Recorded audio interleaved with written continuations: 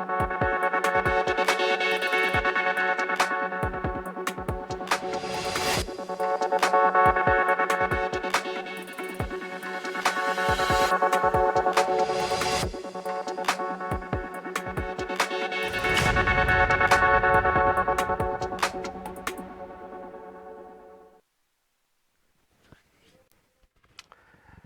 आप देख रहे हैं जन टीवी उत्तराखंड और मैं हूं आपके साथ भानु दीक्षित। सबसे पहले नजर हेडलाइंस पर। मुख्यमंत्री धामी का उधम सिंह नगर दौरा, रुद्रपुर से गांधी पार्क तक किया रोड शो। केंद्रीय मंत्री भट्ट और कैबिनेट मंत्री जोशी रहे मौजूद।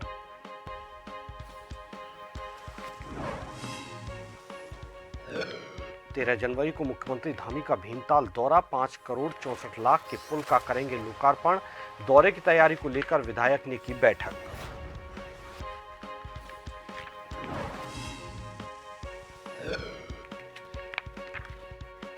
वहीं दीदी भूली महोत्सव पर कांग्रेस ने उठाए सवाल, कहा फिजूल खर्ची बंद कर सड़क निर्माण करें। 14 जनवरी से कांग्रेस निकालेगी न्याय पदयात्रा। जोशीमठ के बड़गांव में पहाड़ियों पर आग का तांडव, करोड़ों की वन संपदा जलकर राख। आग बुझाने के लिए युद्ध स्तर पर जुटा वन विभाग।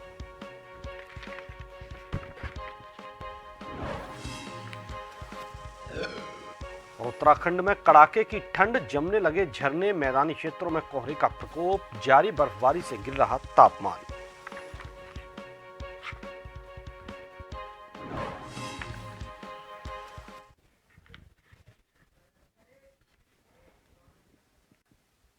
और खबरें विस्तार से। प्रदेश के मुख्यमंत्री पुष्कर सिंह धामी एक दिवसीय कार्यक्रम के तहत उधम सिंह नगर के जनपद रुद्रपुर पहुंचे। यहां पर उन्होंने रोड शो किया। केंद्रीय रक्षा राज्य मंत्री अजय भट्ट और कैबिनेट मंत्री गणेश जोशी भी साथ में मौजूद रहे। मुख्य बाजार रुद्रपुर से गांधी पार्क तक रोड शो हुआ। साथ ही गांधी पार्क में आयोजित नारी शक्ति वंदन महोत्सव में प्रतिभाग भी उन्होंने किया।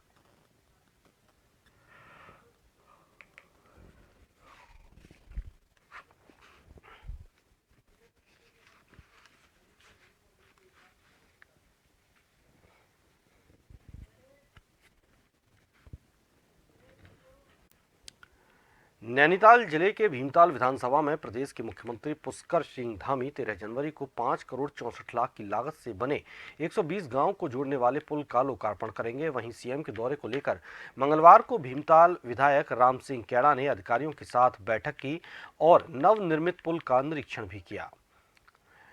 विधायकों ने अधिकारियों को पुल के अवशेष कार्य को पूरा करने के निर्देश दिए। मुख्यमंत्री पुष्कर सिंह धामी पुल के लोकार्पण के बाद खंशु मैदान में जनसभा को संबोधित करेंगे। विधायक कैड़ा ने विभागीय अधिकारियों को अपनी अपनी व्यवस्थाओं पर जुटने के निर्देश दिए हैं।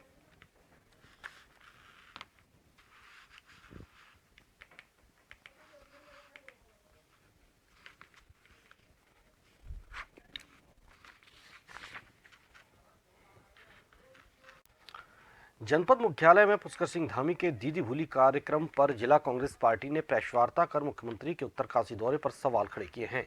कांग्रेस पार्टी के जिला अध्यक्ष ने बताया कि जिस प्रकार मुख्यमंत्री के उत्तरकाशी दौरे पर प्रशासन ने करोड़ों रुपए फूंक दिए, अगर वो रुपए स्कूलों की टपकती छतों, बदहाल सड़कों, दूरस्थ क्षेत्रों में नेटवर्क पर खर्च किया जाता तो जनपद का भला हो सकता था। पर मुख्यमंत्री ने उत्तरकाशी में आकर यहाँ के लोगों को छला है। साथ ही कांग्रेस पार्टी 14 जनवरी को जनपद मुख्यालय में सरकार के खिलाफ न्याय पदयात्रा और अंकिता भंडारी के लिए न्याय यात्रा निकालेगी।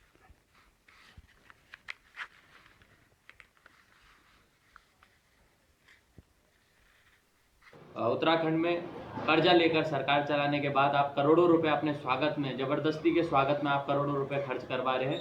यह धन का दुरुपयोग है और प्रशासनिक व्यवस्था का आप जबरदस्ती उनसे इस प्रकार से अपने स्वागत के लिए कार्यक्रम करा रहे हैं, जो कि निंदनीय विषय है।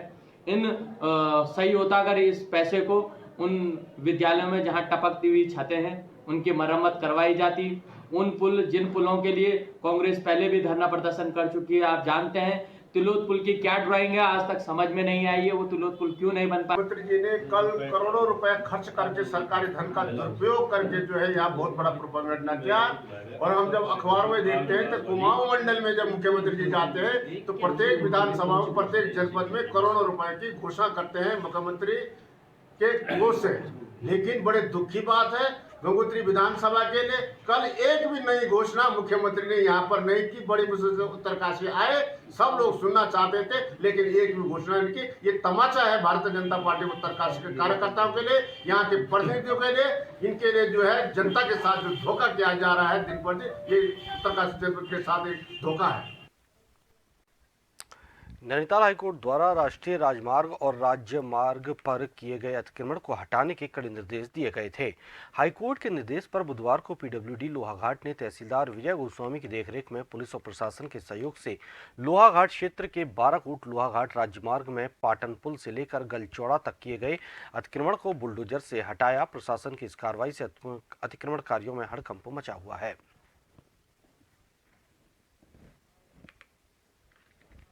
लोहाघाट द्वारा चिन्हित अतिक्रमण को हटाया जा रहा है। रोड के किनारे जितने नाली रैम्प में जितने भी अतिक्रमण है, रोड के ROW में जितने अतिक्रमण किए गए हैं तो उनको विभाग द्वारा पूर्व में ही चिन्हित किया गया है और नोटिस भी दिए गए, नोटिस जारी किए गए हैं सभी को। नोटिस जारी करने उपरांत भी लोगों ने अतिक्रमण अपने स्वयं से नहीं हटाया, जिसको आज जॉइंट कार्रवाई की जा रही है। इसमें पुलिस और राजस्व और पीडब्ल्यूडी यहाँ पर जितने भी चिन्हित अतिक्रमण है वो हटाए जा रहे हैं। हाईकोर्ट के निर्देश पे ये कार्रवाई हो रही है और उसके तहत जो है हमारे तो लोहाघाट इंजन के पास 223 ऐसे पॉइंट हैं जहां अतिक्रमण हुआ है और उसी के तहत ये जो SH-47 है उसमें 186 पॉइंट को हमने जो है आइडेंटिफाई कर रखा है जो हमारे अतिक्रमण आ रहे हैं। उसी के तहत हम ये जो है कार्रवाई कर रहे हैं। उच्च न्यायालय के निर्णय के अनुसार जितने भी विभाग की नीति पर अतिक्रमण है उसका आंदोलन किया गया है। इसके तहत पुलिस विभाग द्वारा यहाँ पर प्रॉपर सुरक्षा व्यवस्था की गई है। देखिए यहाँ पर अतिक्रमण को हटाने के अंतर्गत हमारे द्वारा यहाँ पर 2 SIs की नियुक्ति की गई है। इसके अलावा 10 कांस्टेबल्स हैं, होमगार्ड्स हैं और अन्य पुलिस बल भी उपलब्ध है। डोईवाला क्षेत्र में रेबीज की रोकथाम और आवारा कुत्तों की जनसंख्या पर अंकुश लगाने के लिए डोईवाला नगरपालिका और ह्यूमन सोसाइटी इंटरनेशनल द्वारा रेस्क्यू ऑपरेशन चलाया गया। डोईवाला क्षेत्र से 15 कुत्तों को पकड़कर देहरादून ले जाया गया, जहां इन कुत्तों का बधियाकरण किया जाएगा ताकि कुत्तों की बढ़ती संख्या को रोका जा सके।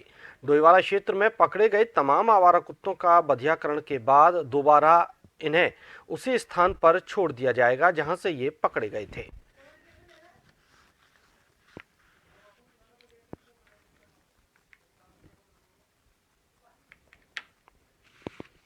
कि जो डोईवाला की तरफ से ये मुहिम चालू हुई है आज से, तो हमारा जो काम है, जो गली के जो कुत्ते हैं जिनकी पैदावार बढ़ रही है और उनकी मृत्यु हो जा रही है गाड़ियों के नीचे आने से, तो हम इनका बंध्याकरण कर रहे हैं ताकि ये पॉपुलेशन कंट्रोल रहे, plus anti rabies vaccine rabies की रोकथाम के लिए। और हम इन्हें लेके जाएंगे नगर निगम देहरादून में, जिसमें इसको रखा जाएगा। नसबंदी होगी, वैक्सीनेशन होगा, 4 दिन हमारे साथ पोस्ट ऑफ केयर होगा इनका। 5वें दिन हम इनको वापस जहाँ से पकड़े गए हैं वहीं लाके छोड़ देंगे। तो डॉग हैं, स्ट्रीट डॉग है, जो आवारा स्ट्रीट डॉग हैं, इनकी जनसंख्या को नियंत्रण करने के उद्देश्य जो इसके निर्धारित मानक है, इसी के तहत हमने ह्यूमन सोसाइटी इंटरनेशनल से एक अनुबंधनामा किया गया, जिसके अंतर्गत इनके द्वारा डोईवाला क्षेत्र से इन डॉग्स को पकड़कर इनका बांधीकरण किया जाना है और इनको रेबीज का इंजेक्शन वगैरह लगाने के बाद पुनः जब ये पूरा इनका ट्रीटमेंट हो जाए, पुनः जिस स्थान से उठाए गए थे उसी स्थान पर छोड़े जाने का अभियान चलाया जा रहा है, जिसके अंतर्गत आज से ये इन आवारा कुत्तों को पकड़ने का अभियान शुरू हो गया। शीघ्र इसको पूरे डोईवाला क्षेत्र अंतर्गत चलाया जाएगा और इससे जो इनकी बढ़ती जनसंख्या है उस पर काफ़ी अंकुश लग पाना संभव हो सकेगा। फिलहाल यहाँ रुकेंगे एक छोटे से ब्रेक के लिए।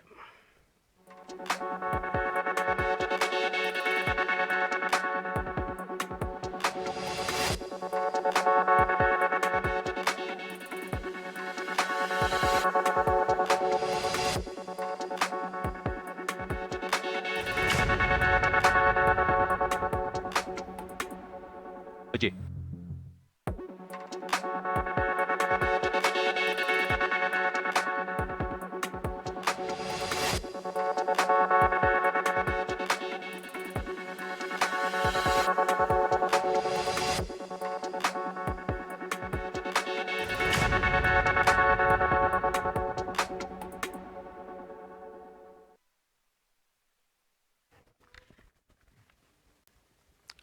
ब्रेक के बाद आपको स्वागत है। आगे बढ़ते हैं। केंद्र सरकार की महत्वपूर्ण जन कल्याणकारी योजना पीएम स्वनिधि के तहत छोटे व्यापारियों को अपना व्यवसाय चलाने के लिए ऋण दिया जाता है, जिससे छोटे व्यापारी अपना व्यवसाय बढ़ा सकें।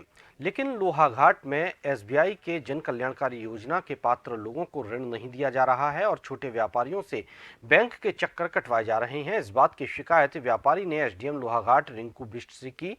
व्यापारी ने कहा कि एसबीआई द्वारा उन्हें योजना के तहत ऋण नहीं दिया जा रहा और पिछले 6 महीने से बैंक के चक्कर कटवाए जा रहे हैं।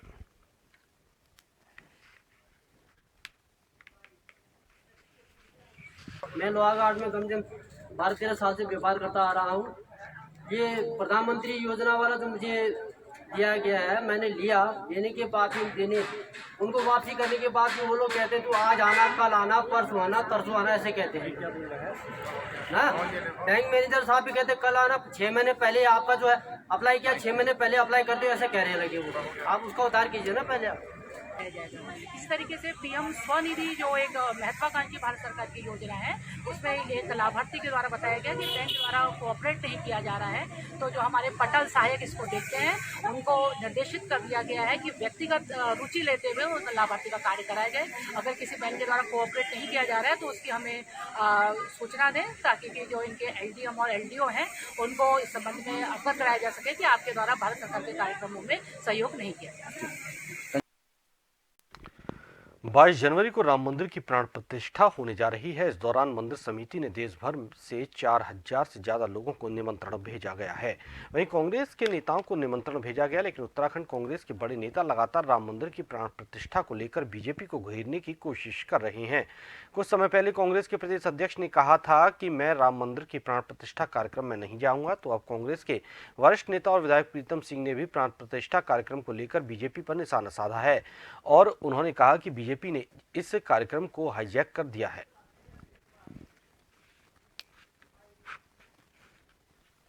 कि मैं समझता हूं किसी ने कोई विरोध नहीं किया है, बनवाए क्यों नहीं। एक मामला डिस्प्यूट में था और उसका अगर हम कहें तो रामलला के मंदिर का ताला खोलने का काम जो है राजीव गांधी जी के समय में हुआ और ये तो न्यायालय का फैसला है।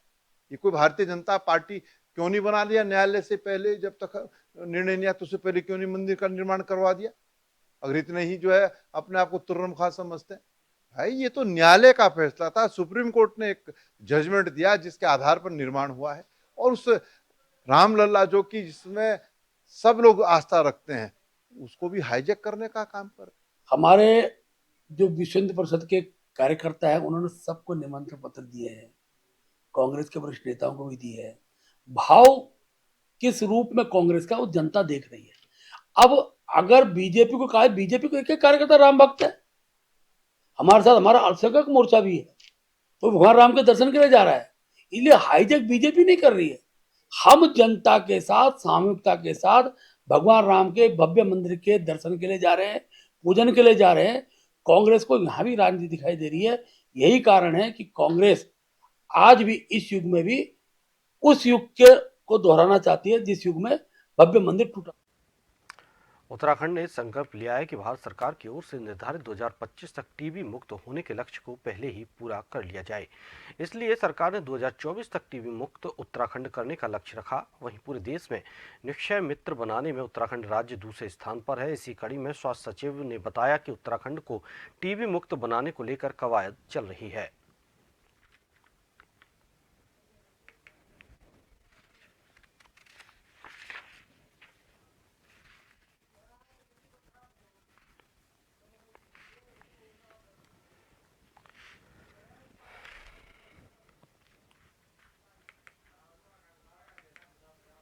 टीबी मुक्त अभियान के तहत जो निक्षय मित्र योजना की शुरुआत हुई है और उत्तराखंड राज्य में 17 सितंबर 2022 से इसकी शुरुआत हुई है और इसके तहत मैं बताना चाहूँगा कि लगभग 20,000 से भी ज़्यादा टीबी पेशेंट्स को हम लोगों ने निक्षय मित्र से जोड़ा है और उसमें से लगभग 10,015 टीबी पेशेंट्स अब तक ठीक हो चुके हैं और बाकियों का जो है उपचार चल रहा है, उनको हमने निक्षय मित्रों से जोड़ा है। उत्तर भारत में कड़ाके की ठंड के बीच घने कोहरे ने लोगों की मुसीबतें बढ़ा दी हैं। सुबह से ही धुंध की आवाजाही ने ट्रेनों की चाल बिगाड़ दी है। घने कोहरे की वजह से उत्तराखंड की कई ट्रेनें प्रभावित हो रही हैं। देहरादून रेलवे स्टेशन के आर्किटेक्ट रविंद्र कुमार ने बताया कि कोहरे की वजह से लंबी दूरी वाली ट्रेन ज्यादा प्रभावित हो रही हैं। ट्रेनों का शेड्यूल भी कोहरे की वजह से बदल गया है।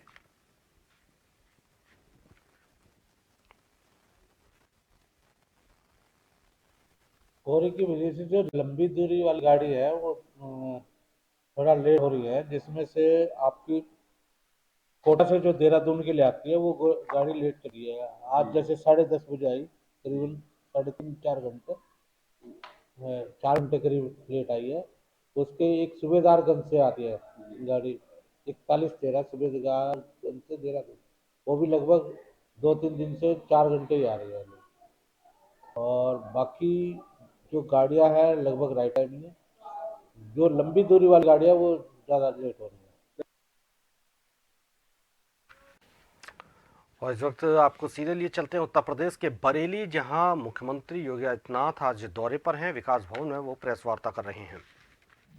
मुझे पूरा विश्वास है कि प्राकृतिक संसाधनों से भरपूर हमारे चारों जनपद बरेली, बदायूं, शाहजहांपुर और पीलीभीत यहाँ की उन अनंत संभावनाओं को न केवल यहाँ की खुशहाली के लिए बल्कि प्रदेश की समृद्धि के लिए हम आगे बढ़ाने में माननीय जनप्रतिनिधियों की मदद से सफल होंगे। और इसी दृष्टि से आज यहाँ का मैंने निरीक्षण भी किया है। जनसभा में उन योजनाओं का, कुछ योजनाओं का लोकार्पण और शिलान्यास भी किया है और कुछ अभी परियोजनाओं का हम अभी अवलोकन करने भी निकल रहे हैं। मैंने कहा आपको इसके बारे में अवगत करा दें। बहुत बहुत धन्यवाद। अरे फोटो हो तो क्या।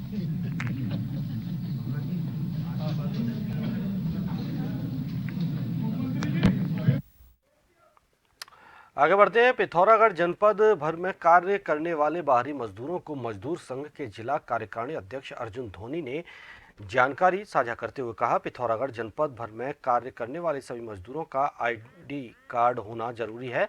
साथ ही जनपद भर में कार्य करने वाले बाहरी और स्थानीय ठेकेदारों का भी मजदूर संघ कार्यालय में पंजीकरण होना जरूरी है, जिसके चलते जिला कार्यकारिणी अध्यक्ष ने ठेकेदारों के पंजीकरण न होने से जीएसटी की चोरी हो रही है, जिससे राज्य सरकार को नुकसान हो रहा है।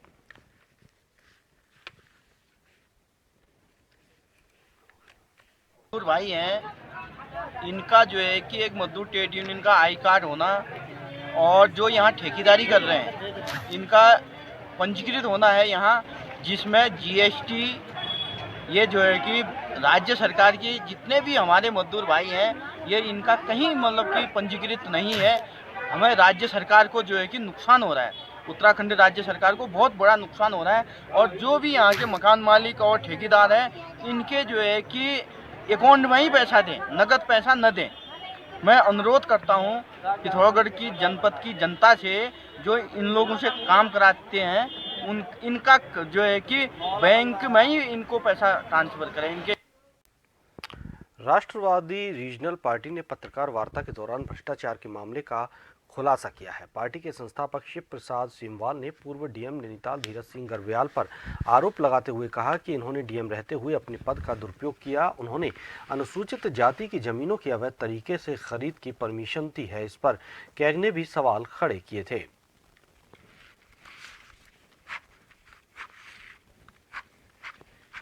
उत्तराखंड में जिन ऑफिसर्स के ऊपर जमीनों की अवैध खरीद फरोख्त को रोकने की जिम्मेदारी है, उत्तराखंड की जो आइडेंटिटी है उसको बचाए रखने की जिम्मेदारी है, वही लोग उत्तराखंड में डेमोग्राफी के पर बदलने के लिए पूरी तरीके से जिम्मेदार हैं।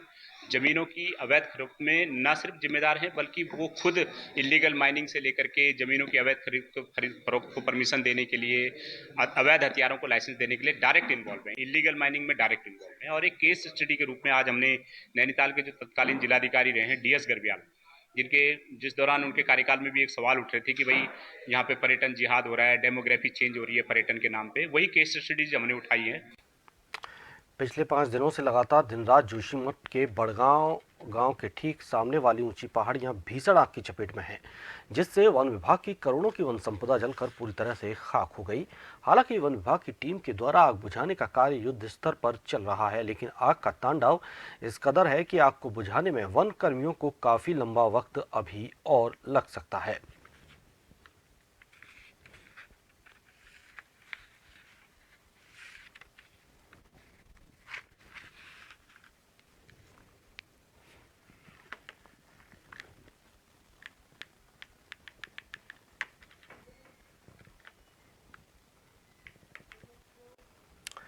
जोशीमठ के दूरस्थ गांव डुमक कलघोट के सारे स्थानीय ग्रामीण 15 दिन से लगातार सड़क संबंधित समस्या को लेकर धरने पर हैं और जमकर नारेबाजी भी कर रहे हैं।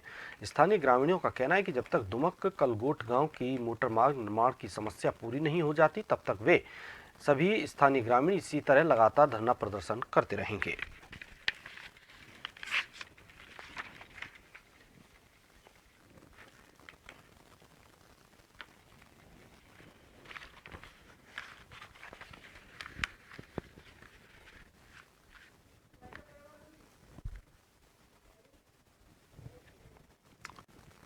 और इसी के साथ इस बुलेटिन में फिलहाल इतना ही। लगातार अपडेट और देश प्रदेश की खबरों के लिए आप देखते रहिए जन टीवी।